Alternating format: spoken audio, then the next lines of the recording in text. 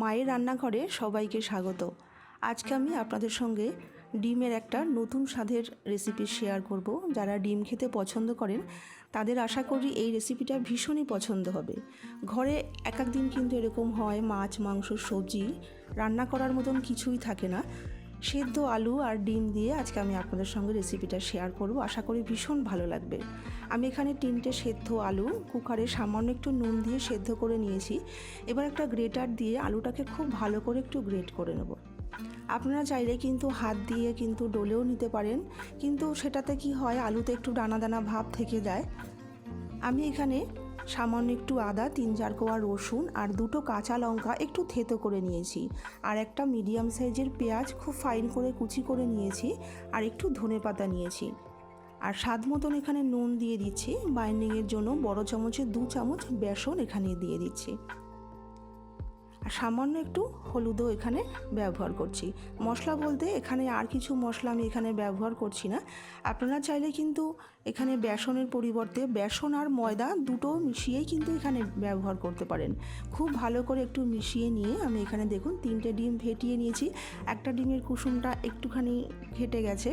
আমি এবার 3টে ডিমই একটা হ্যান্ড উইক্স দিয়ে ডিমটাকে দিয়ে খুব ভালো করে সমস্ত কিছু একটু মিশিয়ে নেব। ঠিক দেখবেন এরকম একটা থকথকে ব্যাটারের তৈরি হবে। ব্যাটারটা কিন্তু খুব পাতলাও হবে না, খুব গাঢ়ও হবে না। আমাদের ব্যাটারটা তৈরি হয়ে গেছে।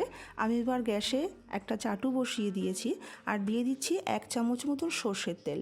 সর্ষের তেলটাকে খুব ভালো করে ধোয়া হোটা গরম করে নিয়ে আমি ব্যাটারটাকে দিয়ে দিচ্ছি। পুরো ব্যাটারটাকে দিয়ে আমি এবার একটা স্প্যাচুলা দিয়ে পুরো চাটুটার মধ্যে আমি এইভাবে একটু ছড়িয়ে দিচ্ছি। গ্যাসটাকে কিন্তু মিডিয়ামেই রেখেছি। পুরো চাটুটাকে সুন্দর করে ওপরটাকে এরকমভাবে পুরো এক সমান করে একটু ছড়িয়ে দিচ্ছি। এবার এটাকে আমি ঢাকা দিয়ে রেখে দেব।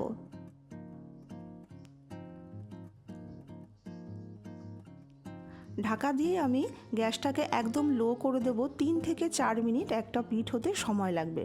3 থেকে 4 মিনিট পর আমি ঢাকনাটাকে তুলে দিচ্ছি। দেখুন আমার কিন্তু একটা পিঠ হয়ে গেছে। এবার খুন্তি দিয়ে সাইডটাকে একটুখানি ছাড়িয়ে নিচ্ছি, যেন আমি যখন উল্টাবো তখন আমার যেন ডিমের এই বড় অমলেটটা ভেঙে না যায়। এবার খুব সাবধানে উল্টে দিতে হবে। এবার এই পিঠটাকেও ঢাকা দিয়ে হতে দেব আমি 3 থেকে 4 মিনিটের জন্য। খুব বেশি সময় লাগবে না, গ্যাসটাকে কিন্তু লোতেই রাখতে হবে। দেখুন 3-4 মিনিট পর আমি ঢাকনাটাকে খুলে দিচ্ছি। এবার খুব সাবধানে একটা বড় প্লেটের মধ্যে আমি এটাকে ছড়িয়ে দিচ্ছি। এবার এটাকে ঠান্ডা হতে দেব। আমি গ্যাসে একটা কড়াই বসিয়ে দিয়ে দিচ্ছি আমি 3 চামচ মতন সর্ষের তেল। তেলটা খুব ভালো করে গরম হয়ে গেলে আমি একটা বড় সাইজের আলু একটু ডুমু ডুমু করে কেটে নিয়েছি। আমি এবার সামান্য একটু নুন আর হলুদ দিয়ে আমি আলুটাকে একটু ভেজে নেব। আমি এই রেসিপিতে আলু ব্যবহার করছি।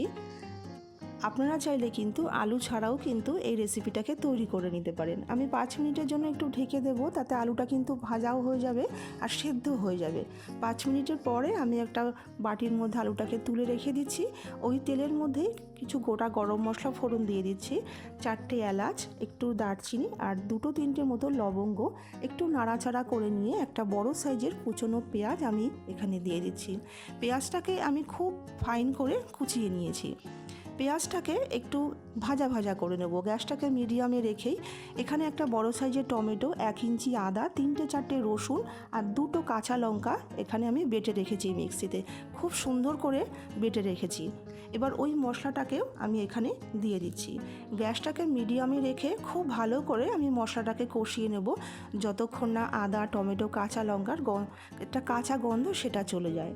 কাঁচা গন্ধ চলে গেলে 1/2 চামচ জিরের গুঁড়ো, 1/2 চামচ ধনের গুঁড়ো, 1/2 চামচ হলুদের গুঁড়ো আর রঙের জন্য এখানে 1 চামচ কাশ্মীরি লঙ্কার গুঁড়ো দিয়ে দিচ্ছি।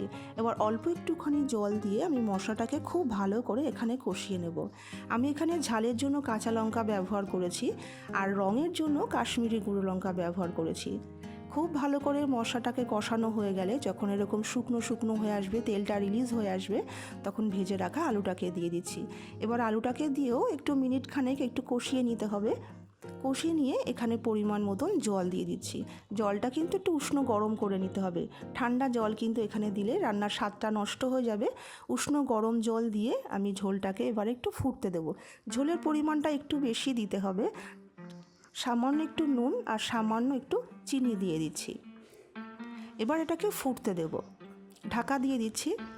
ঢাকা দিয়ে আমি ডিমের অমলেটটাকে এবার কেটে নেব। আমার ডিমের অমলেটটা কিন্তু সুন্দর ঠান্ডা হয়ে গেছে।